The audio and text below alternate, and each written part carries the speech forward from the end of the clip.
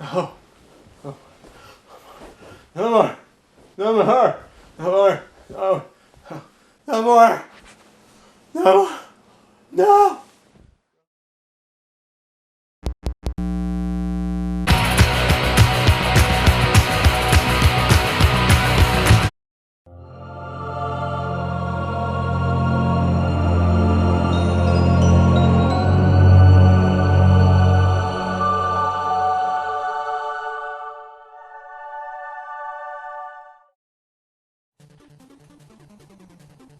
NES stuff.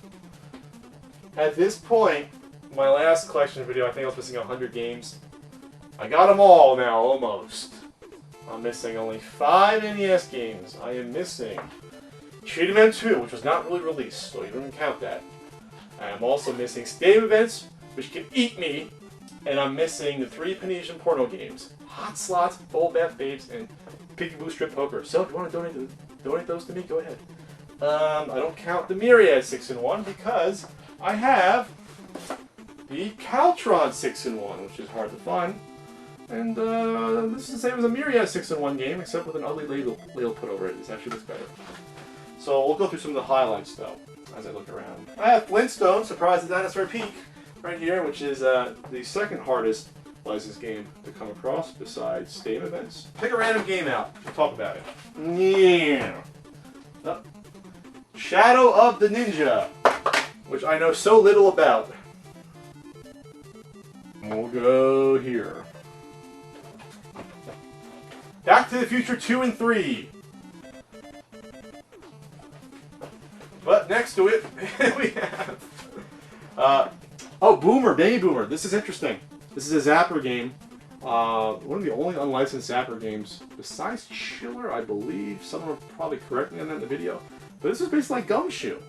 You had your character in the game walking through the baby. You had to save the baby by shooting objects and getting it across. And this was one of the first games I bought in San Diego at the local Luna Game Store. It was Baby Boomer. Lots of box stuff. This was a deluxe set right here. This came out in about late 86, early 87, I believe. Because that came out at the same time they came out with this control deck to differentiate Deluxe, because it had Robin the Zapper, from the normal, which didn't have it. Now this is the actual set, well not the actual one, but when I got the NES for Christmas, I got this. I got the one that came with Super Mario Brothers. There's 2 other versions of this. There's one that has nothing, and there's one that has the NES Player's Guide as well. Up top here, we have an NES 4 score, which is sealed. We have an NES Satellite, which is new but not sealed. Oh. We have a NES 2 control deck, which I'll let you see there. If you can see that. So the NES Control Deck 2 came out about '93, when the NES was just about dead in the water and the Super Nintendo was selling a lot. And so they wanted to spice it up and come out with a system that looked cool, but actually was worse than the original Nintendo, besides the fact that the games played better in there. The problem was that it did not have a composite AV, and it had what's called jail bars on your TV. When you actually played it, it's just ugly. To get it modified, it works well, but otherwise, no. Let's see, yeah, NES controllers, it's a dog bone, extra controllers, or whatever. I like stuff like that. I like controllers in the box. Here we have NES controllers. Let's see. Here we have NES controllers. Here's a sealed Max, and I love the Max. Here's a sealed one. There's an NES Zapper. So if you bought this, and you wanted that, you bought this and that. You got both. Most people got the action set, which had the Zapper, so why get this and that? Well, you can get that. Okay, I'll shut up. Alright, you got an Advantage, brand new. You could still buy those up to like 8 years ago, 2003, 2004. Toys R Us would still have those. They'd have those, and they'd have like Star Tropics 1 and 2, a bunch of them, at least where I live. Next we have just a Gyromite, and I'm not sure why this is out. I'm probably waiting to put that in there. Here's an Arkanoid, one of the only oversized NES game boxes, along with Where in Time is Carmen Sandiego, which had a, freaking book in it. But the only other one was this. Because it had the controller, which is not sold separately, and Arkanoid. So this is not easy to find this in the box. Oh god! This is the Family Fun Fitness Pad, which was Bandai's predecessor to the Power Pad. So this came out in '87. And when this came out, Nintendo was like, wow, I want that. I want to buy it and redo it and stuff. So they did. So you don't find many of these at all. It's goofy colors, if you see. And really a lot of '80s stuff going on. I don't know why you'd work out with the towel around your neck. What's even cooler, though, is that I have the original box. Athletic World, which came with this. So this is probably in the top 3 or 4 hardest NES boxes to find. Because you can find these, but not the Family Fun Fitness version that came here. See? That is that. So what happened was Nintendo bought the Power Pad idea, the Family Fun Fitness Pad. They pulled them from the market, along with Stay Events, is why it's hard to find. And this, all of a sudden, was a new game, not included with the Power Pad. And then Stay Events became the game included with the Power Pad, which was World Class Track Meet. So again, this is very hard to find in the box. The card itself is not. Now, right now, there's some sort of thing going on where people are trying to buy up a lot of the cards that say Family Fun Fitness on it. But the card itself is not worth that much. You have to have the box and manual, which I have. I rule. And to make the point, Family Fun Fitness Pad underneath the Power Pad, which you usually would buy with the Power Pad set, which I'll probably get to in a moment. Underneath is the original release of the Nintendo Entertainment System. This is the test market version, which, for the most part, originally was the New York tri-state area. New York, Northern Jersey, that's where you'd find these in late '85 to spring of '86 before it went nationwide. This is what you saw. You didn't see any deluxe because this was the only system you could have got, which came with Duck Hunt and Gyromite. And there it is. So this is one of my favorite guys. This has everything in it. This has all the paperwork. It has the rod glasses sealed. It has everything, like brand new for the most part. It's not new, but all the paperwork's brand new. And, ooh, there's a little hole in there. It's not worth anything now. Here's some box games. I love box games. I have too many. You saw them in the garage. Overflow. These are the only games I have in the box that I do not have loose. The rest I have doubles of. So, Operation Secret Storm.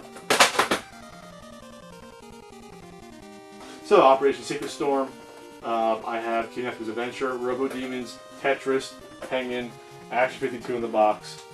Master Chew and the Dr. Hugh, Princess Tomato, and the ones I just broke. I have Sunday Fun Day, which is, it used to be sealed. We unsealed it for the first NES Marathon, and then Prince of Persia.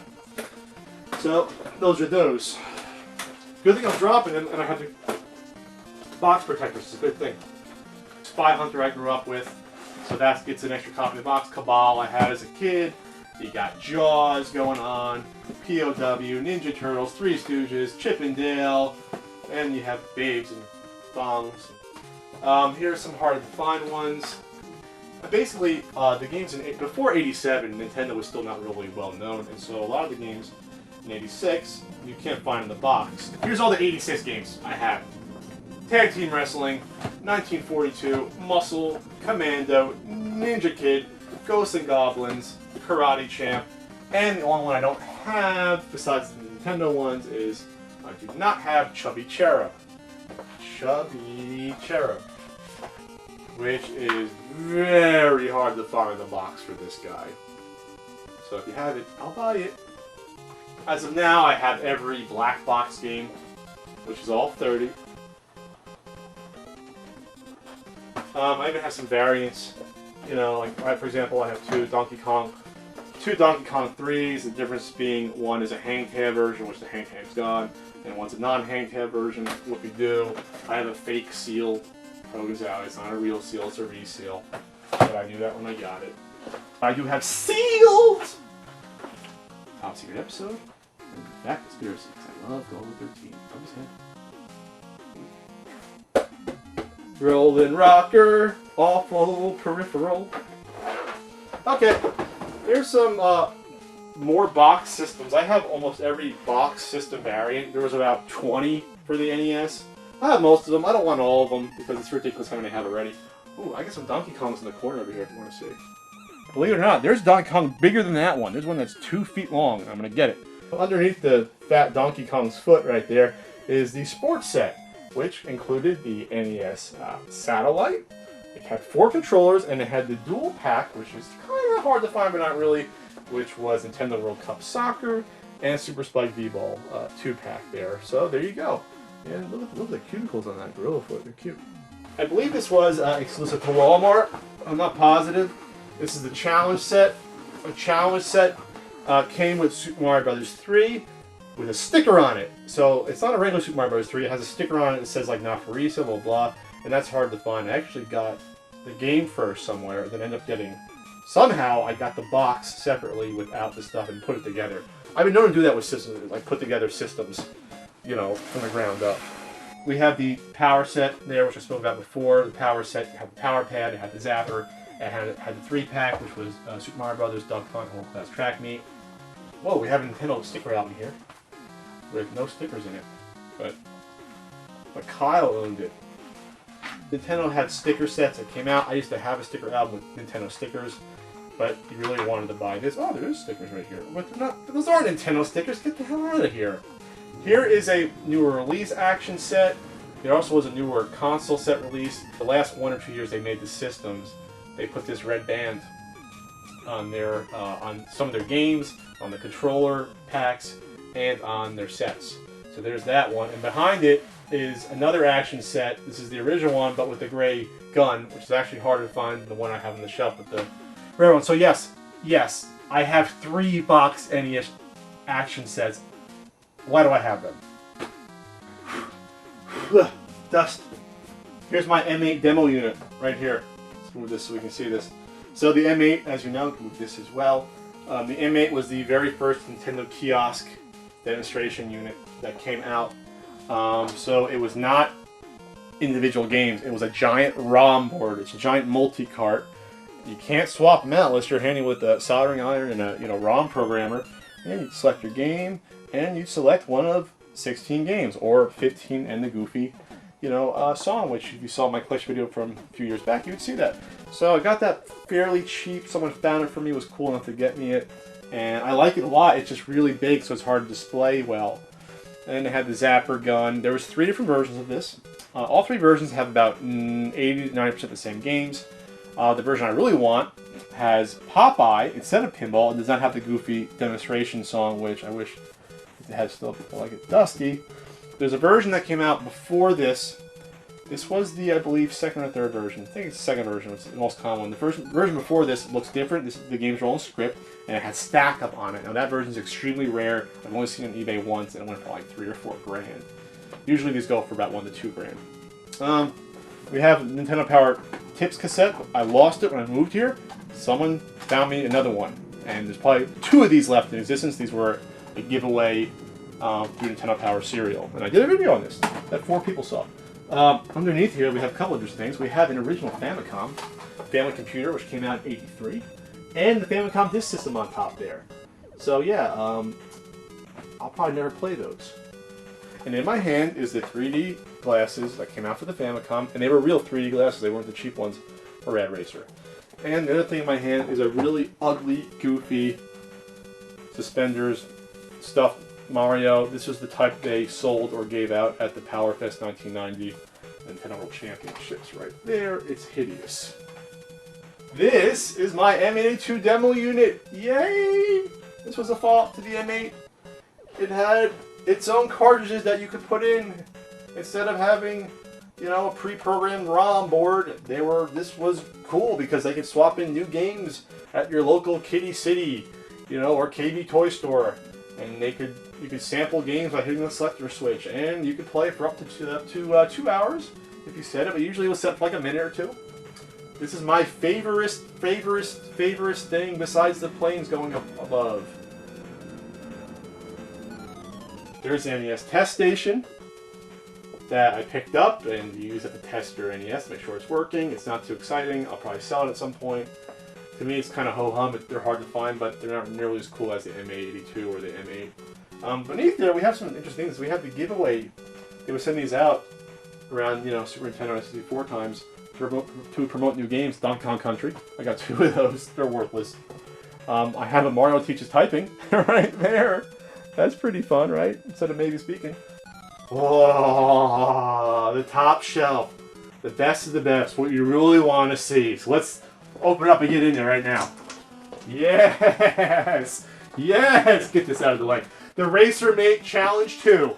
Right back there. That, you put on exercise bikes. I have the adapter for the system. And it was, you would exercise, and you'd have like a landscape in front of you, and you'd exercise. And that cart's very, very hard to find, that Racer Mate cart right there. How about the Game Action Replay behind the old Donkey Kong figure right there? The Game Action Replay was basically a way you could play games and save them via a battery in the middle of the game. It was a flash memory function. Those are tough to come by, and they're pretty cool. Maybe use it for the next marathon. We have all 3 versions of the Nintendo Power pins. The official stuff you need to know, that was the World Championship Blockbuster game tournament, which I went into, and that was my official scorecard, and I did awfully at NBA Jam because Patrick Ewing can't hit threes. The Aladdin Deck Enhancer. So the Aladdin Deck Enhancer came out by Camerica. Now those games also came out on the NES, and they were the same exact thing, except instead of paying more, they try to get you a gimmick to buying the Deck Enhancer and inserting those into it, and those are all brand new. So yeah, that's my top shelf of cool stuff there. So let's put this back here and just close this off here, and we'll move on. The game closets. Lots of just box stuff randomly. Boxed ColecoVision. Love the ColecoVision. In my hands, we have a boxed Atari Jaguar. I love the rental cases. There you go. Sexy NEC. Sexy. Here's a book of Atari computer games.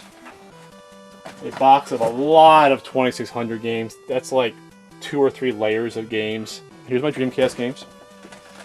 Right here. We have the original Sega Genesis release, the one with Ultra Beast. Make it stop. Make it stop. Make it stop. Make it stop.